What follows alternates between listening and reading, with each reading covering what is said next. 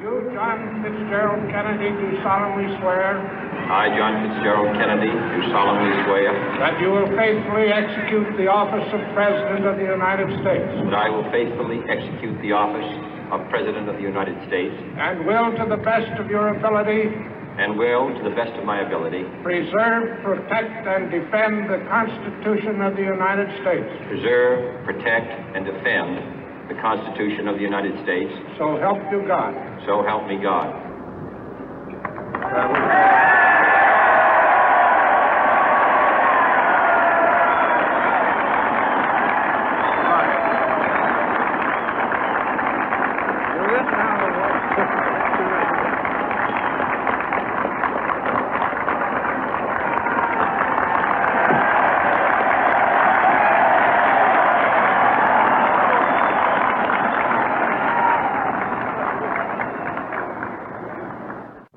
Vice President Johnson, Mr. Speaker, Mr. Chief Justice, President Eisenhower, Vice President Nixon, President Truman, Reverend clergy, fellow citizens. We observe today not a victory of party, but a celebration of freedom, symbolizing an end as well as a beginning, signifying renewal as well as change. For I have sworn before you and Almighty God the same solemn oath our forebears prescribed nearly a century and 3/4 ago.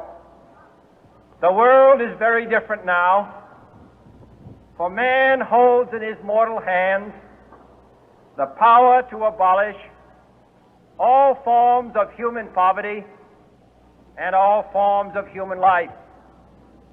And yet the same revolutionary beliefs for which our forebears fought are still at issue around the globe. The belief that the rights of man come not from the generosity of the state, but from the hand of God. We dare not forget today that we are the heirs of that first revolution.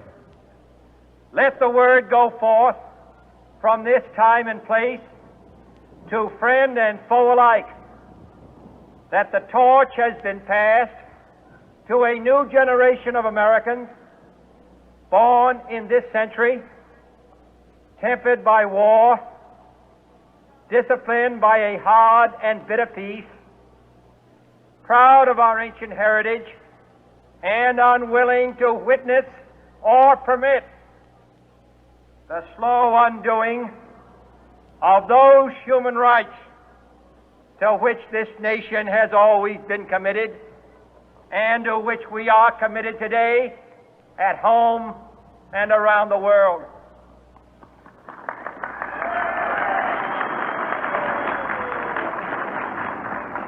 Let every nation know, whether it wishes us well or ill, that we shall pay any price, bear any burden, meet any hardship, support any friend, oppose any foe to assure the survival and the success of liberty.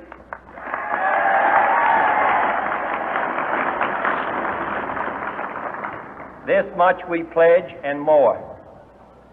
To those old allies whose cultural and spiritual origins we share, we pledge the loyalty of faithful friends. United, there is little we cannot do in a host of cooperative ventures.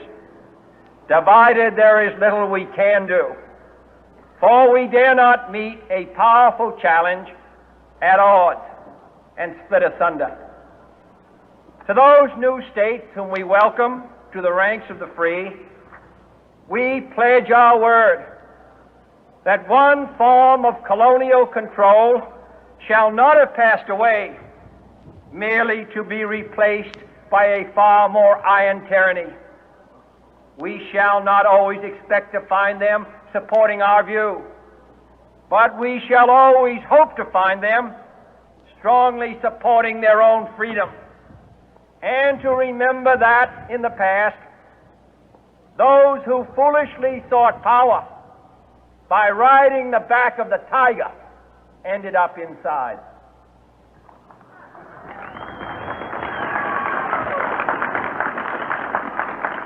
To those people in the huts and villages of half the globe struggling to break the bonds of mass misery, we pledge our best efforts to help them help themselves for whatever period is required, not because the communists may be doing it, not because we seek their votes, but because it is right.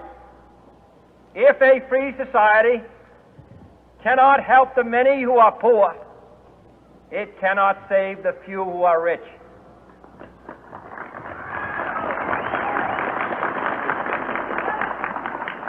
To our sister republics south of our border, we offer a special pledge to convert our good words into good deeds, in a new alliance for progress, to assist free men and free governments in casting off the chains of poverty. But this peaceful revolution of hope cannot become the prey of hostile powers. Let all our neighbors know that we shall join with them to oppose aggression or subversion anywhere in the Americas. And let every other power know that this hemisphere intends to remain the master of its own house.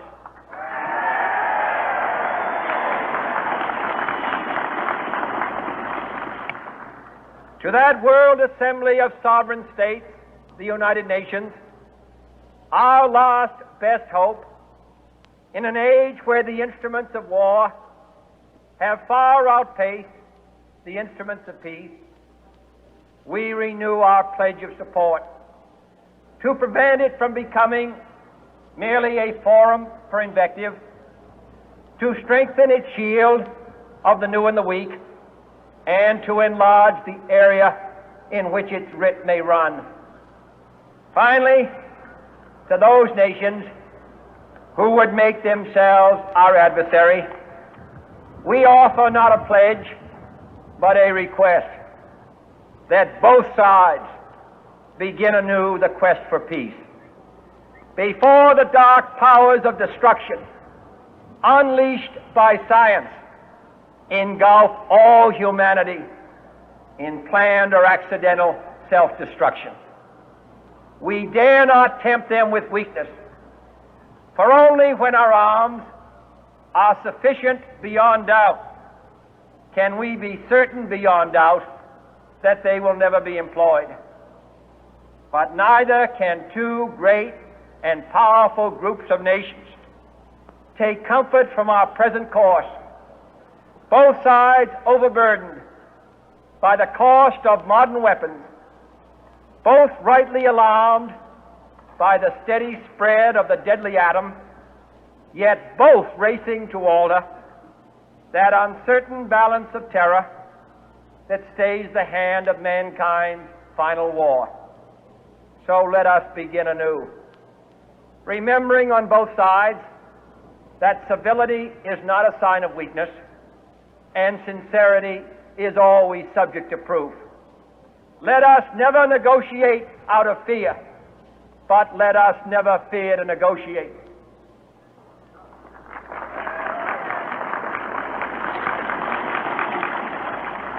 Let both sides explore what problems unite us, instead of belaboring those problems which divide us. Let both sides, for the first time, formulate serious and precise proposals for the inspection and control of arms, and bring the absolute power to destroy other nations under the absolute control of all nations.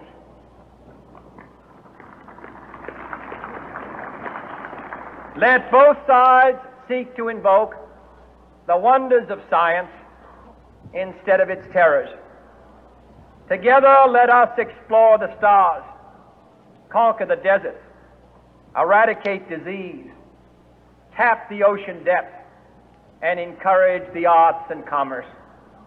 Let both sides unite to heed in all corners of the earth the command of Isaiah to undo the heavy burden and let the oppressed go free. And if a beachhead of cooperation may push back the jungle of suspicion, let both sides join in creating a new endeavor, not a new balance of power, but a new world of law, where the strong are just and the weak secure and the peace preserved.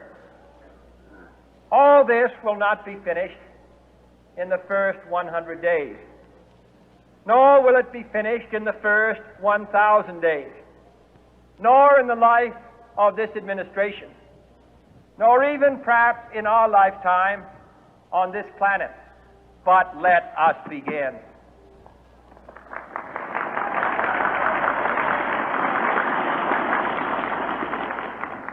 In your hands, my fellow citizens, more than mine, will rest the final success or failure of our course. Since this country was founded, each generation of Americans has been summoned to give testimony to its national loyalty. The graves of young Americans who answered the call to service surround the globe.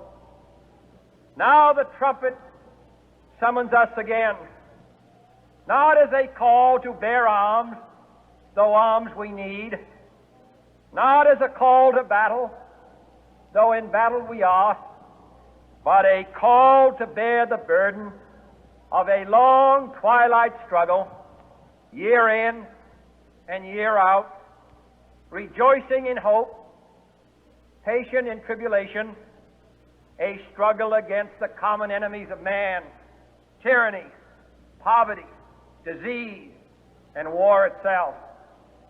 Can we forge against these enemies a grand and global alliance, north and south, east and west, that can assure a more fruitful life for all mankind? Will you join in that historic effort?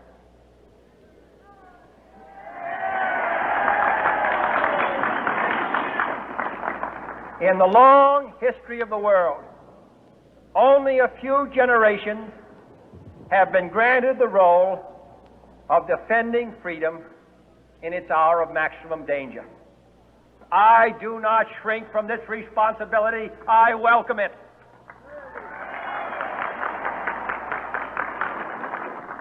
I do not believe that any of us would exchange places with any other people or any other generation.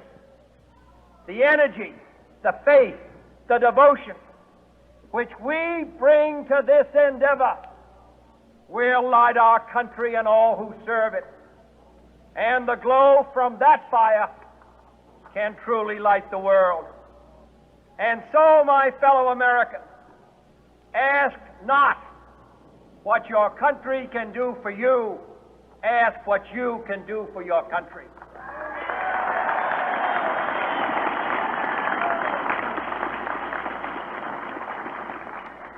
My fellow citizens of the world, ask not what America will do for you, but what together we can do for the freedom of man.